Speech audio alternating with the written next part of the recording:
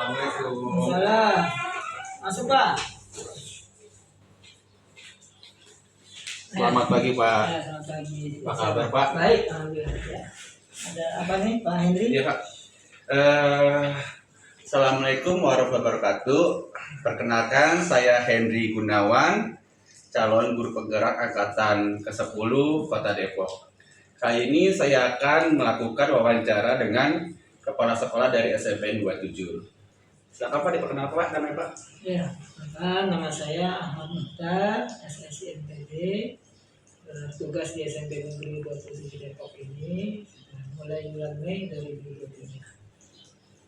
Terima kasih Pak. Hari ini saya ingin melakukan TGP modul 3.1 Pak, yaitu tentang pengambilan keputusan berbasis nilai-nilai kebajikan sebagai pemimpin. Siap ya Pak? Apa ya Pak?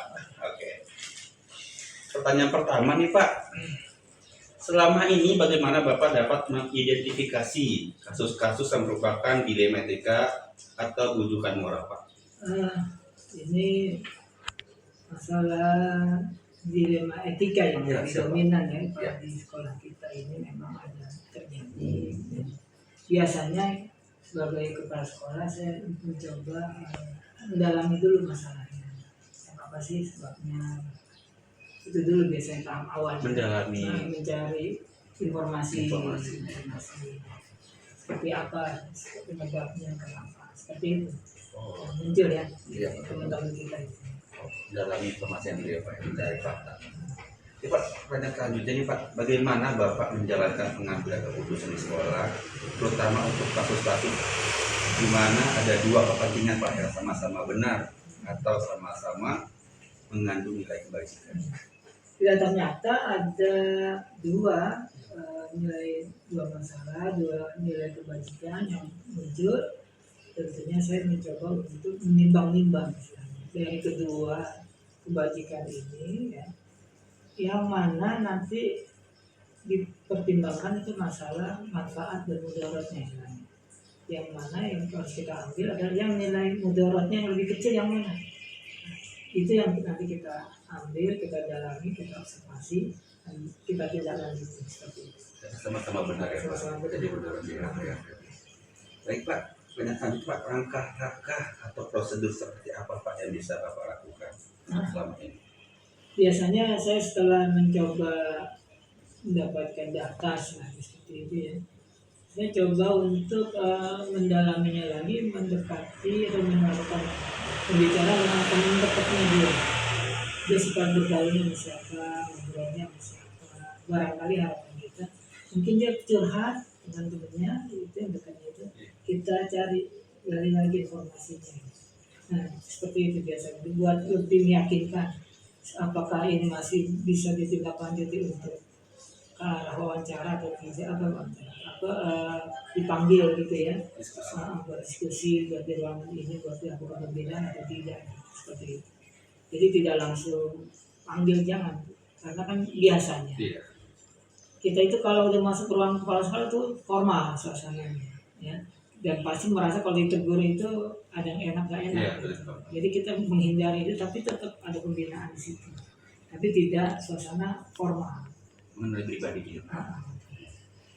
Baik Pak, yang keempat Pak, hal-hal apa saja Pak yang selama ini Bapak anggap efektif dalam pengambilan keputusan pada kasus-kasus dilema etika Pak? Iya, itu tadi setelah kita dapat ini supaya efektif, kita cari timingnya yang pas, waktunya pas. Kalaupun kita melakukan pemanggilan, jangan sampai timingnya nggak pas.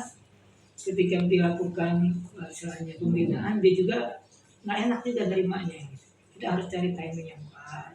Kalau terus suasana non formal, tapi sebenarnya itu pembinaan buat dia. Dan itu insya Allah akan lebih legowo, dia terima, lebih mengenal. Jadi usahakan seperti itu. Jadi tidak formal ya Pak? Tidak formal, tapi sebenarnya itu ya, pembinaan. Jadi nggak terasa ya. Lebih ngena ya Pak? Betul. Ya. Baik Pak, hal-hal apa saja Pak yang selama ini merupakan tantangan dalam mengambil keputusan pada kasus-kasus dilema etika? Ya, tantangan itu udah pasti ada ya.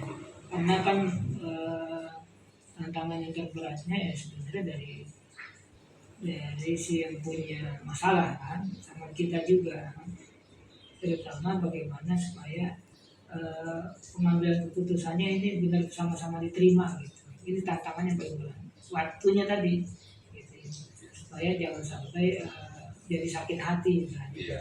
Itu yang paling berat. Ya, baik Pak.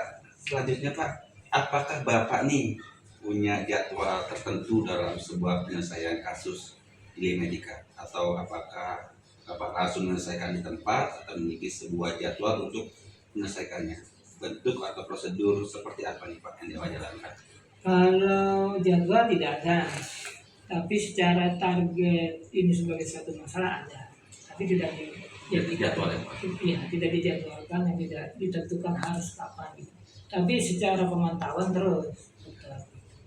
Intinya prosedurnya ya masih standar tadi sudah disebutkan, tapi diusahakan ini harus tetap selesai. Ya. Baik Pak, terima kasih Pak. Dan selanjutnya Pak, adakah seseorang atau faktor-faktor yang selama ini merupakan dan mempermudah membantu Bapak dalam mengambil keputusan dalam kasus-kasus dilematika? Oh iya. Biasanya faktor pengalaman pribadi dulu. Pengalaman pribadi. Yang kedua kita mencontoh kepala sekolah sebelum kita bagaimana dia menyelesaikan masalah, itu kita jadikan role model sedikit banyak. Karena kan ini masalah yang umum sebenarnya kita juga mengalami sebenarnya. Jadi ketika kita sudah mengalami dan lihat dulu pimpinan kita menyelesaikan bagaimana, ya kita memformulasikan sendiri gitu, menyelesaikan di sini gitu penerapannya seperti itu. Jadi pengalaman pribadi Pak, dan ada role model yang Bapak tiru untuk menjadikan bahan acuan. Ya Pak, dan yang terakhir Pak, dari semua hal yang telah disampaikan Pak, pembelajaran apa yang dapat Bapak petik dari pengalaman Anda mengambil keputusan dilematika Pak? Iya, pelajaran paling berharga biar bagaimana ini adalah manusia yang harus dimanusiakan. Bagaimana kita dahulu jangan sampai menilai masalah dengan reaksi yang secepat-cepatnya, tidak bagus juga. Intinya kita memanusiakan manusia, kita banyak proses menghargai, saling menghargai itu harus tetap dijaga. Seperti itu aja. Intinya tetap ini harus tetap jalan, pekerjaan juga harus jalan. Bapak, terima kasih banyak untuk waktunya. Bapak sehat dan terus berbahagia Pak. Terima kasih Pak. Terima kasih sama-sama. Ya, Pak.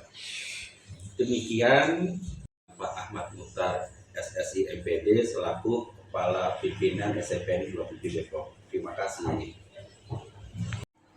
Assalamualaikum warahmatullahi wabarakatuh. Saya Henry Gunawan, calon guru penggerak angkatan ke-10 Kota Depok. Hari ini saya akan mewawancarai untuk modul 3.1, yaitu pengambilan keputusan berbasis nilai-nilai kebajikan sebagai pemimpin. Hari ini saya akan mewawancarai kepala sekolah dari Curug 3. Hari Ibu, salam kenal diri.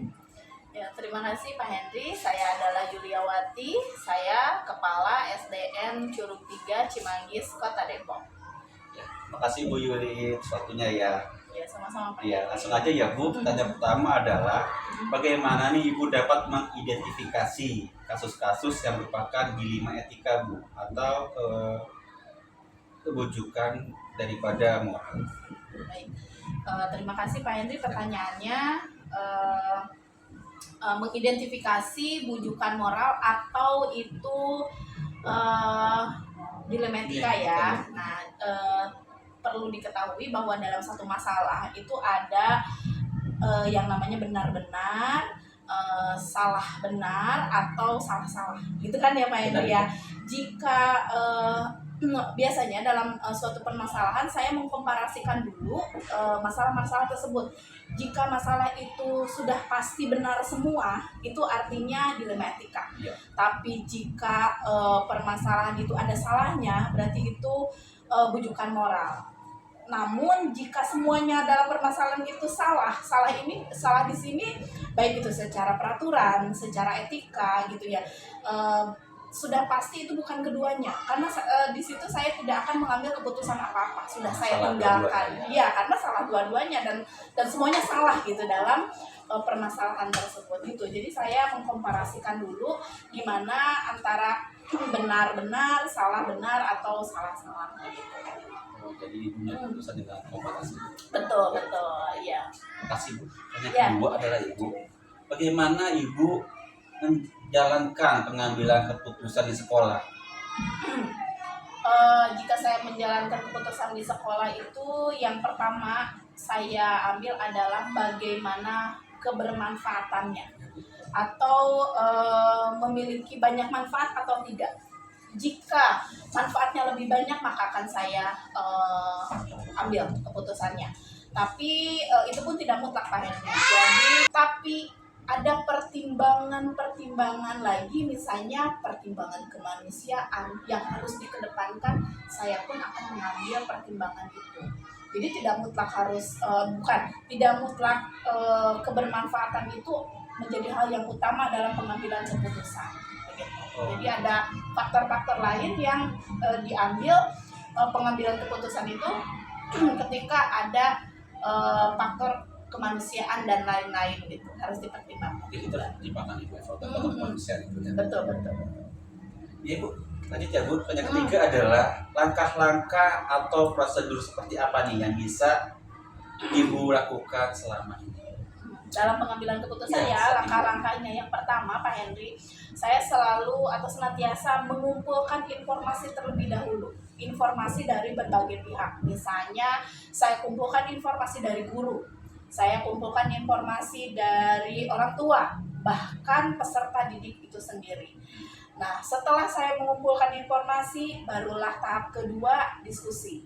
Diskusi yang akan saya lakukan itu pertama kali diskusi tentu saja dengan guru. Kenapa guru? Karena guru ini adalah bagian terbesar di sekolah. Jadi saya harus berdiskusi dulu dengan semua guru yang ada di sekolah. Disitulah terjadi banyak ide, banyak pemecahan masalah, banyak gagasan yang timbul. Sampai akhirnya saya bisa memutuskan atau mengambil keputusan. Begitu. Jadi ada dua tahap. Tidak sepihak juga ya? Iya, tidak sepihak, betul. Nah, selain guru juga kalau misalnya diperlukan, itu bisa ke orang tua. Kita diskusi dengan orang tua dan juga dengan murid itu sendiri. Jadi tahapannya ada dua ya. Yang pertama tadi mengumpulkan informasi, dan yang kedua itu berdiskusi. Terima kasih. Ya Ibu, hal-hal apa saja nih Bu yang selama ini Ibu anggap efektif dalam pengambilan keputusan pada kasus-kasus di etika? Hal-hal yang efektif, balik lagi ke pertanyaan sebelumnya ya, karena mungkin ini pertanyaannya berkesinambungan ya, berhubungan ya. Jadi hal-hal yang paling efektif menurut saya, yang pertama itu ngambil keputusan, mencari informasi. Itu efektif sekali. Jadi saya tidak hanya menduga-duga, atau saya tidak hanya mendengarkan dari satu pihak. Jadi guru saya mintain pendapatnya, orang tua betul, orang tua juga saya ambil pendapatnya. Begitupun dengan murid atau lingkungan sekitar gitu ya. Kemudian yang kedua, ketika ada masalah itu secara masalah itu, pengambilan keputusan yang baik itu baiknya dilakukan dalam kondisi tenang gitu. Jadi tidak panas Pak Hen. Jadi ketika ada masalah ini lagi memanas, kita putuskan, itu nanti akan jadi bumerang untuk sendiri. Jadi berdampak negatif, betul. Jadi akhirnya saya harus memutuskan segala persoalan, segala masalah dengan hati yang tenang dulu. Tenangkan dulu pelan-pelan, oh iya baru kita putuskan. Jadi kalau dia mencari informasi dan mengambil keputusan dengan kepala dingin. Mari Bu, silakan lanjut lagi ya Bu. Oke.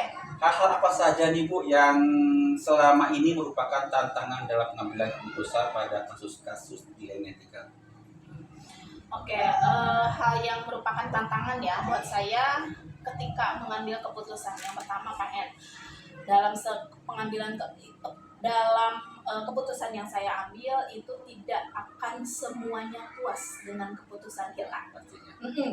Jadi intinya sebagai kepala sekolah itu tidak bisa membahagiakan semua orang. Pasti ada saja orang yang merasa tidak puas dengan apa yang kita lakukan, apa yang kita putuskan gitu. Tapi itulah tantangan.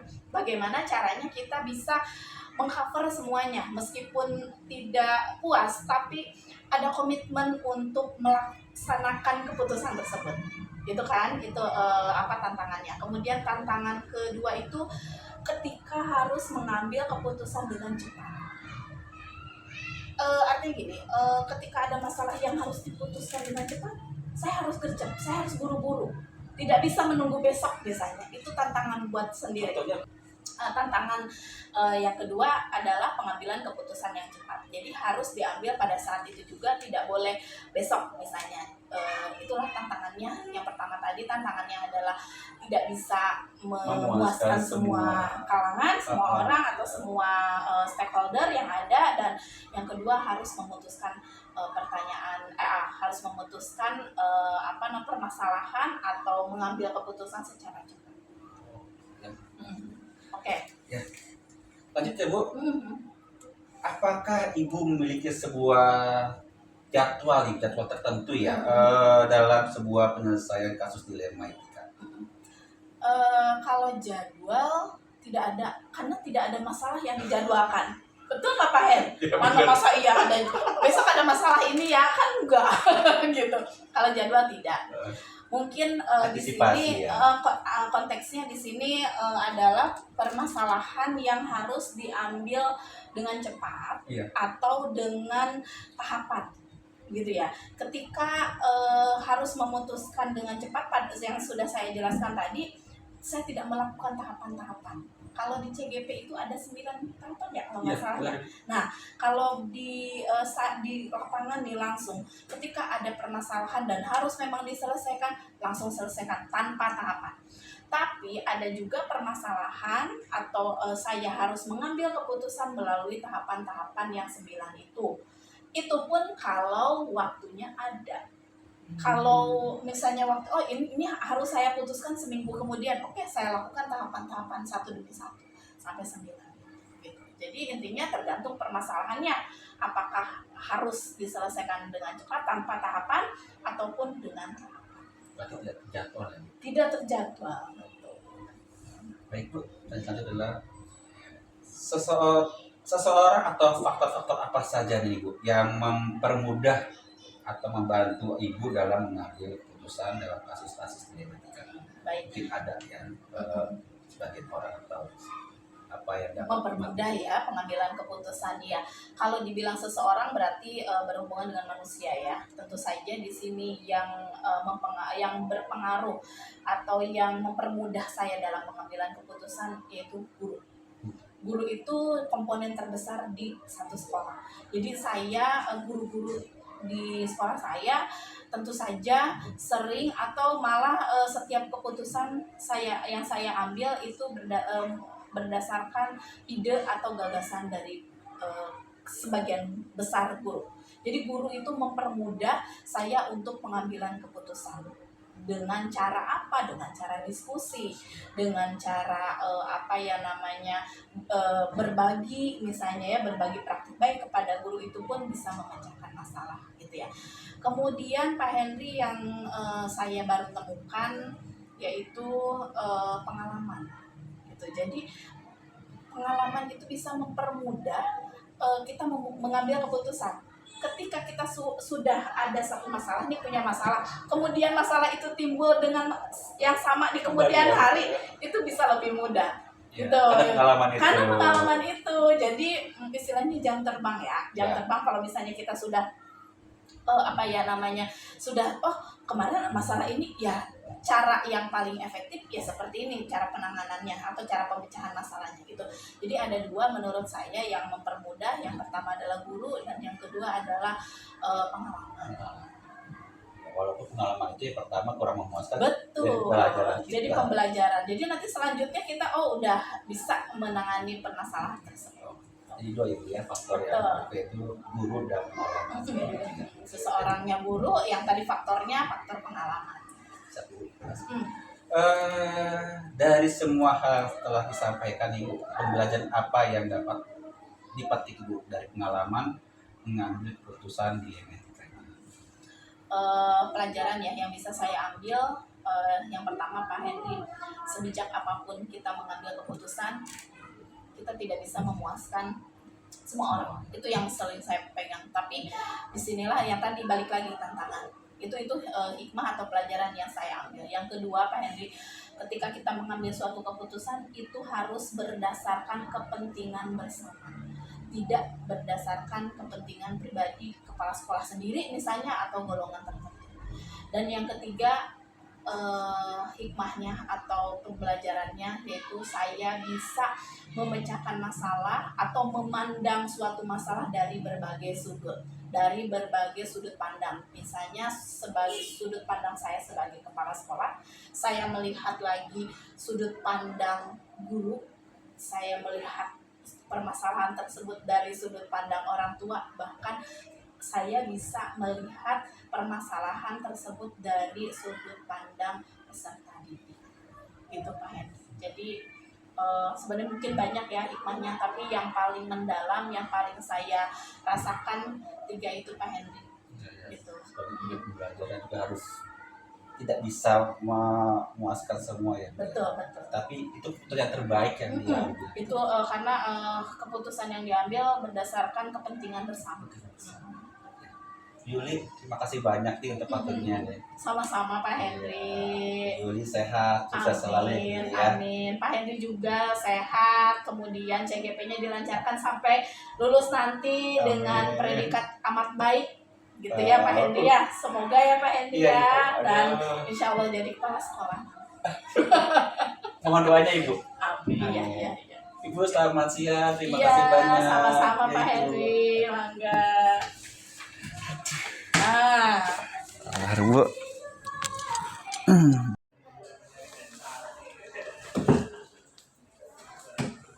Selamat siang Pak Henry. Selamat siang Pak Pandi. Apa kabar Pak Pandi? Alhamdulillah sehat. Gimana? Pak Henry sehat? Sehat Pak Pandi. Mana sekarang nih? Sudah sampai titik berapa Pak? Saya modul 3 1. Alhamdulillah cepat ya. Betul. Sukses, sehat semuanya. Amin. Sama semuanya banyak ilmu kita dapat dari guru pengajar. Pak Pandi, saya mau wawancara nih untuk modul 3.1 yaitu pengambilan keputusan berdasarkan nilai kebajikan sebagai pemimpin. Jadi di modul 3.1 ini saya ingin mencari Pak Pandi. Siap. Yang pertama adalah Pak Pandi, bagaimana Bapak dapat mengidentifikasi kasus-kasus yang merupakan dilema etika atau rujukan daripada moral? Baik Pak Henry, yang pertama kita harus tahu dulu apa itu dilema etika dan juga apa itu rujukan moral, sehingga baru kita bisa mengidentifikasi semuanya. Jadi kalau dilema etika itu bagaimana kita mengambil keputusan yang dihadapkan dengan benar. Rujukan moral itu sudah jelas mana yang benar, mana yang salah. Jadi untuk mengidentifikasikan kalau kita ingin mengambil satu kebijakan, satu keputusan, oh ternyata ini adalah dilema etika yang harus melibatkan mungkin banyak orang, ya, sehingga keputusan kita ini tidak ada yang tersakiti atau mungkin rasa kasihan dan kebenaran itu pun juga ada, dan itu harus kita lihat dulu, identifikasi, oh ini masuknya dilema etika, ternyata sama-sama benar dan lebih banyak maslahatnya yang harus kita ambil. Tapi kalau dia bujukan moral antara benar dan salah ini sudah jelas. Artinya kita sudah tahu bahwa kalau ini adalah benar, ini adalah salah, maka keputusan pun sangat mudah membedakan, berbeda dengan dilema etika mungkin. Ya, terima kasih Pak Pandi ya. Ya. Yang kedua nih Pak Pandi, bagaimana Bapak menjelaskan pengambilan keputusan di sekolah Anda, terutama untuk kasus-kasus di mana kepentingan yang sama-sama benar atau sama-sama mengandung kebajikan? Kalau saya untuk mengambil satu keputusan, satu kebijakan yang dihadapkan dengan dilema etika, tentu saya akan melihat dulu kira-kira setelah saya mengambilkan satu kebijakan, satu keputusan, mana hal-hal yang lebih banyak manfaatnya, ya, atau mungkin maslahatnya lebih banyak daripada kita mengambil satu golongan, satu orang, tapi ternyata banyak yang kita korbankan. Ya, karena ini sama-sama benar. Maka untuk cara inilah saya harus banyak kolaborasi dengan teman-teman. Kita punya stakeholder di SDN Curug 2 ini, ada guru, kemudian juga ada korlas, ada komite, yang jelas lingkungan, dan semuanya adalah tujuan kita berkepihakan kepada siswa pada dasarnya kan gitu ya. Jadi semua kita harus berkolaborasi, sehingga berdiskusi sehingga bisa mengambil keputusan. Jangan sampai kita hanya mendengar satu dua orang saja, dan ini kebutuhan mereka sebenarnya, kebutuhan golongan, tapi alangkah baiknya memang kita ambil dari semua masukan-masukan, kemudian juga saran, dan kita bisa tentukan keputusan, dan inilah berpihak kepada siswa, dan lebih layaknya adalah keputusan yang kita ambil adalah membawa kebahagiaan banyak orang gitu Pak. Bisa, Pak. Yang ketiga nih Pak, tadi langkah-langkah atau prosedur seperti apa nih yang bisa Bapak dilakukan selama ini? Prosedur mungkin kalau langkah-langkah kami tidak lepas dari 9 nilai kebajikan. Ya, artinya nilai-nilai kebajikan inilah menjadi awal kami untuk berpacu apakah ini masuk ke dalam nilai kebajikan yang akan kita putuskan nantinya, sehingga dan tidak mudah untuk mengambil nilai kebajikan ini. Tentunya kami juga yang tadi saya bicarakan, kita harus melibatkan banyak orang. Banyak nilai positifnya dia, tapi ketika memang dia sudah benci, apapun nilai baiknya tetap aja dianggap negatif. Makanya itulah kita butuhnya banyak masukan, kemudian tidak melepaskan nilai-nilai kebajikan yang sudah kita dapatkan, sehingga ini semua keputusan ini pun bajik ya, baik, dan semuanya bisa merasakan. Jadi tidak lepas dari nilai-nilai kebajikan. Ya. Selanjutnya Pak, hal-hal apa yang selama ini Bapak anggap efektif dalam mengambil keputusan pada kasus-kasus dilema etika? Yang sangat efektif yang sudah saya rasakan bahkan di kasus saya sendiri, ketika memang ada seseorang yang membutuhkan laptop dan dia masuk masa-masa purna bakti, dan pada saat itu anaknya sedang menuntaskan untuk skripsi, dan kita ada rasa kasihan dan ada rasa kebenaran. Kasihan karena memang dia single parent, tidak punya apapun itu, dan anaknya lagi masa-masa butuhnya untuk menyelesaikan skripsi. Maka setelah kami musyawarahkan, silakan dipakai dulu tuntasnya beliau, anaknya sudah menyelesaikan skripsi, silakan diberikan. Artinya ada rasa kasihan yang benar-benar kita kirimkan, karena bagaimanapun orang tuanya adalah bagian dari kita yang sudah bekerja sama, kita kontribusi yang luar biasa, bahkan disitulah kita punya hati nurani juga. Jadi sama-sama biar semuanya pun tidak ada yang dirugikan, dan justru kita memberikan manfaat yang luar biasa mereka mungkin. Jadi itu alasan kami, mudah-mudahan dengan kasus-kasus ini kita bisa ya memberikan manfaat, bahkan tidak zolim, apalagi sampai ada orang yang tersakiti. Efektif jadi. Alhamdulillah efektif itu Pak. Ya, jadi itulah memang rasa keputusan kebijakan harus kita punya pengorbanan. Pengorbanan apapun itu, orang menyangka kita, oh dia pilih kasih, tapi hakikatnya banyak yang dibutuhkan, yang didahulukan dulu. Ya, karena memang kebetulan laptop ini tidak dibutuhkan dalam waktu yang singkat ini, jadi masih bisa dipakai dulu. Selanjutnya Bapak, hal-hal apa saja yang selama ini merupakan tantangan dalam pengambilan keputusan pada kasus-kasus dilema etika? Kalau untuk tantangan, saya pikir yang tadi tantangan udah bukan menjadi tantangan lagi, justru itu akan menjadi aset buat kami semuanya.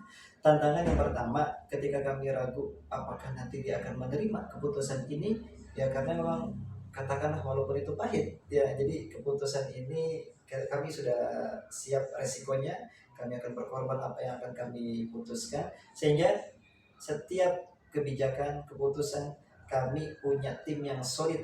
Itulah pentingnya kolaborasi, sehingga ini bisa dipertanggungjawabkan bukan hanya kepala sekolah, tapi semuanya kalau sudah dilibatkan merasa itu adalah keputusan bersama, dan itu akan menjadi luar biasa kekuatan buat kita. Yang tadinya tantangan, kami punya teamwork loh, kami punya kolaborasi yang kuat, jadi itu semua bisa dipatahkan tantangan itu, sehingga menjadi aset buat kita. Mana asetnya? Kolaborasi dengan teman-teman semuanya. Intinya kolaborasi. Kolaborasi. Walaupun tidak dapat memuaskan semua kalangan. Betul. Tapi dikuatkan kita. Ya, karena tim yang solid. Karena tim yang solid. Baik Pak, apakah Bapak memiliki sebuah jadwal tertentu nih Pak dalam sebuah penyelesaian kasus dilema etika? Apakah Anda langsung menyelesaikan di tempat atau memiliki sebuah jadwal untuk menyelesaikannya?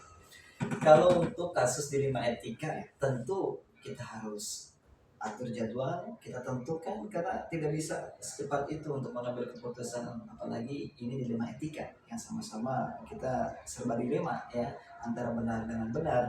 Kami butuh asupan dari yang lain, artinya butuh proses, kami Pendapat. jadwalkan pendapat dan sebagainya, baru kami putuskan. Berbeda dengan bujukan moral, kita sudah tahu, sudah jelas antara yang benar dan yang salah, dan pada saat itu pun bisa kita putuskan.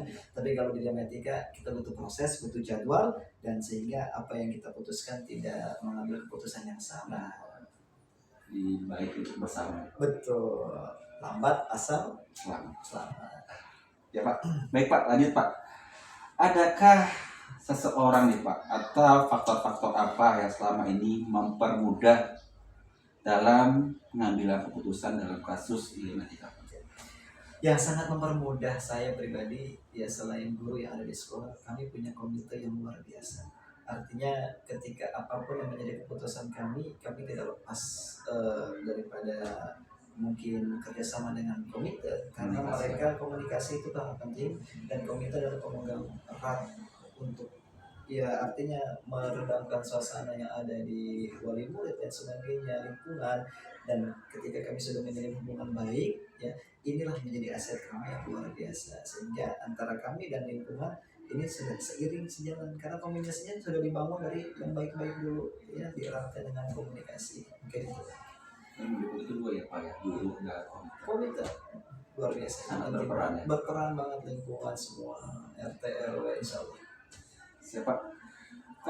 Dari semua hal yang telah disampaikan Bapak, pembelajaran apa nih yang dapat Bapak petik dan pengalaman yang diambil tentang keputusan ini?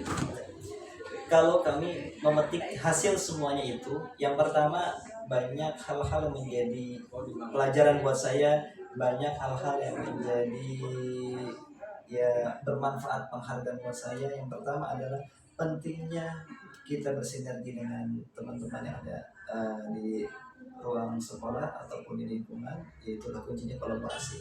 Dan yang kedua, dengan dalam etika mengambil keputusan ini, saya diajarkan untuk bagaimana kita bisa mengambil satu resiko yang lebih banyak adalah menguntungkan daripada kegolongan. Dan itu semuanya beruntung saya bisa mendapatkan itu semua, karena mungkin kalau kita tidak bisa mengambil keputusan, kita belum dituntut untuk bagaimana kita harus bisa bermasyarakat. Ternyata masyarakat bisa menerima ketika memang itu tidak dirugikan, apalagi sampai dizolimi. Maka bersyukur dengan kekuatan kolaborasi, kekuatan kita saling bersinergi, semua rasanya satu program, satu ayunan, dan satu tujuan, yaitu berkehakan kepada siswa bahagia dan selamat. Gitu, Bahasa kerennya mungkin studi lebih. wah betul, well-being. Iya. Pak Ustadz tadi terima kasih banyak Sama-sama, untuk waktunya. Bapak Hendri. Pak Ustadz sehat. Sama-sama beserta ya, sama keluarga ya. Amin. Pak Hendri juga sih berdoa mudah-mudahan sampai akhir tuntas pendidikan guru penggarap ini, Pak Hendri pun nanti akan bisa menjadi pemimpin yang hebat, yang memimpin komunitas, memimpin sekolah. Yang jelas kita menjadi role model untuk teman-teman kita, sehingga banyak agen-agen. Mohon doanya Pak Ustadz ya. Semangat Ya, selalu. Ya, Makasih Pak Ustadz ya. sama-sama. Demikian bincang-bincang saya selaku CGP Angkatan 10 Kota Depok bersama dengan Pak Ustadz Andi, Kepala Sekolah dari Curug 2. Terima kasih.